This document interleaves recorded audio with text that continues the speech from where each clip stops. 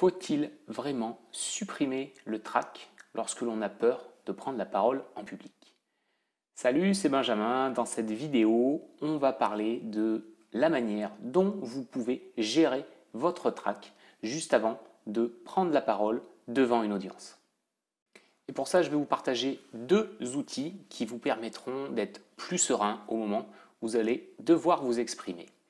Avant cela, si vous ne l'avez pas vu, j'ai fait une première vidéo sur le sujet de la peur de parler en public dans laquelle je vous explique justement pourquoi nous avons cette peur quand on doit prendre la parole. Si vous voulez la regarder, je vous mets le lien juste en dessous de cette vidéo. Alors peut-être que lorsque vous devez prendre la parole en public, vous avez une montée de stress, vous avez les mains moites, vous avez mal au ventre, vous transpirez, vous n'êtes pas bien, vous avez la bougeotte, vous avez envie de tout donner pour être ailleurs que là où vous êtes tout de suite. Ça, ce sont les effets physiques, psychologiques du trac et c'est tout à fait normal. Et pour autant, ne pas savoir gérer ce stress, le canaliser, c'est vous priver aussi de la possibilité de vous exprimer, de transmettre vos messages. C'est pour ça que c'est très important de savoir canaliser ce stress, ce trac d'avant-scène qu'on appelle, pour pouvoir le mettre à votre service et derrière être beaucoup plus à l'aise, beaucoup plus impactant quand vous allez vous exprimer. Ne pas savoir gérer ce stress, c'est vous priver de plein de choses, de la possibilité de réussir un entretien d'embauche, de pouvoir animer une réunion au sein de votre entreprise. C'est vous priver de la possibilité de faire un discours, un anniversaire, un mariage, peu importe, que ce soit dans la sphère privée ou dans la sphère publique. Savoir s'exprimer et donc savoir en amont gérer son stress, c'est quelque chose d'extrêmement important. Donc on va voir deux outils qui vont vous permettre de canaliser ça et d'aller de l'avant. Mais avant d'aller plus loin, pour m'aider, aujourd'hui, j'ai fait appel à un consultant spécialiste, le docteur Maboul, qui va vous expliquer un petit peu le phénomène du trac et ce qui se passe lorsqu'on a peu de trac ou beaucoup trop de trac. Et bien évidemment, ce qu'il faut faire derrière pour s'en sortir. Je laisse la parole au professeur. Docteur Maboul, c'est à vous. Alors oui, il est tout à fait possible de mesurer le trac. Dans la communauté scientifique, nous utilisons un outil que nous nommons thermomètre qui permet de prendre la température de votre trac. Ce qui veut dire que si vous vous retrouvez avec une température trop basse, c'est-à-dire pas de trac du tout, vous risquez de passer sur scène ou devant les gens qui vous écoutent pour la personne hautaine, tellement sûre d'elle qu'on a l'impression qu'elle se fiche complètement de ce qu'elle est en train de raconter, tellement elle est sûre d'elle, tellement cette personne-là paraît au-dessus des autres. Et du coup, c'est un problème parce que les gens ne vont pas du tout s'identifier à vous et ils vont se dire « Ouh là là, celui-là, il se la raconte », c'est pas le meilleur des orateurs. A l'inverse, si vous vous retrouvez avec une température trop haute, vous êtes dans une situation où le trac vous submerge, ce qui veut dire que vous avez tous les symptômes physiques, les mains qui tremblent, de la sueur, le mal de ventre, et des symptômes aussi psychologiques en vous disant en permanence « mais qu'est-ce que je fais là? Mais je préférerais être ailleurs que d'être ici, à devoir m'exprimer devant des gens. » Et ça, les gens qui vous écoutent vont le voir, vont le percevoir, vont le ressentir. Ils vont être mal pour vous et du coup, ça va être agréable ni pour eux, ni pour vous lorsque vous êtes sur scène. Vous l'avez compris, la bonne solution, c'est d'arriver à une température d'à peu près 36,9, 37,2 à peu près, donc au milieu de l'échelle du trac, au milieu de la température, pour arriver non plus à subir le trac, mais à le canaliser et à l'utiliser pour renforcer les émotions et la puissance de votre prise de parole. Donc vous l'avez vu, un excès de trac, c'est pas bon. Pas assez de trac, c'est pas bon non plus. Ce qui est intéressant et là où ça va vous apporter de la valeur et de l'énergie, c'est d'avoir une dose de trac qui est canalisée. Le premier outil que je vais vous donner justement pour canaliser ce trac, c'est d'être un minimum préparé. Préparé, ça veut dire quoi? Quand vous allez prendre la parole, par exemple, vous animez une réunion, c'est de savoir en amont, de vous être préparé pour vous dire « Ok, qu'est-ce que je vais dire? Quelle sera mon introduction? Comment je démarre mon intervention ?»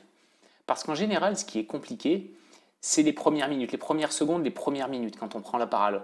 On n'a pas encore le cœur qui est redescendu, on est encore un petit peu fébrile. Il vous faut, et c'est normal, du temps pour vous mettre en mouvement, comme un moteur de diesel qui aurait un petit peu de mal à démarrer, mais qui, une fois qu'il est lancé, fonctionne très bien. Quand on prend la parole en public, c'est exactement la même chose. Le démarrage est toujours difficile. Et si vous pouvez déjà vous enlever une certaine pression à ce démarrage en maîtrisant votre intro, en sachant ce que vous allez dire pour commencer, eh ben, c'est déjà une barrière de moins. Vous enlevez déjà quelque chose qui pourrait vous freiner, qui pouvait vous rajouter du stress.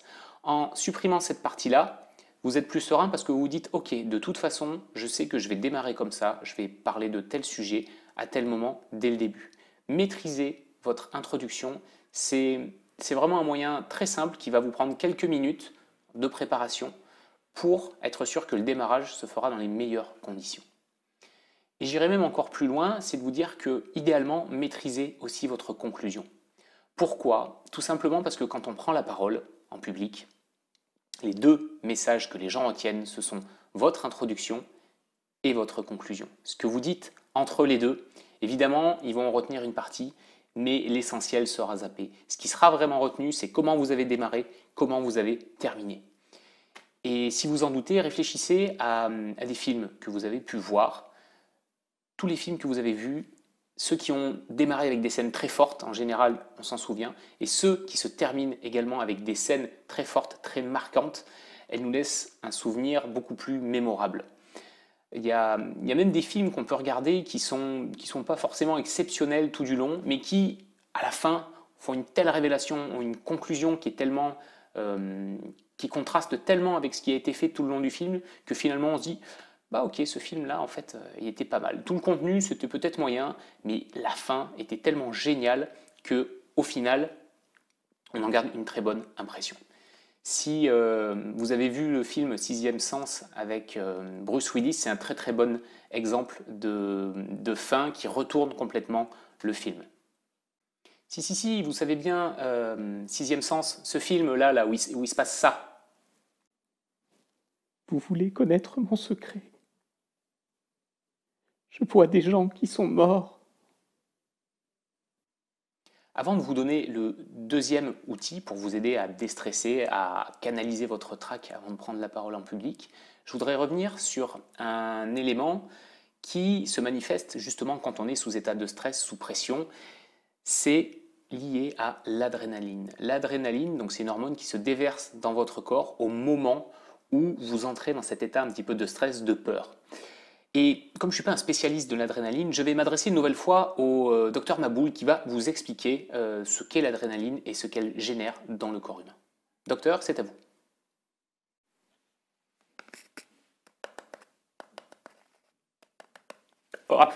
Oui, bien sûr.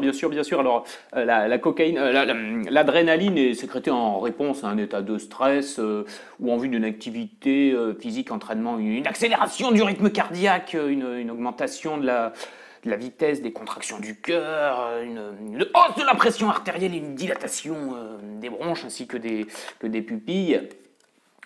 Et elle répond à un besoin d'énergie, par exemple pour faire face au danger. Elle est souvent sécrétée pour faire un effort physique. Donc oui, la cocaïne, enfin l'adrénaline est très intéressante. C'est très intéressant de la canaliser avant de faire un effort, comme une prise de parole en public, par exemple.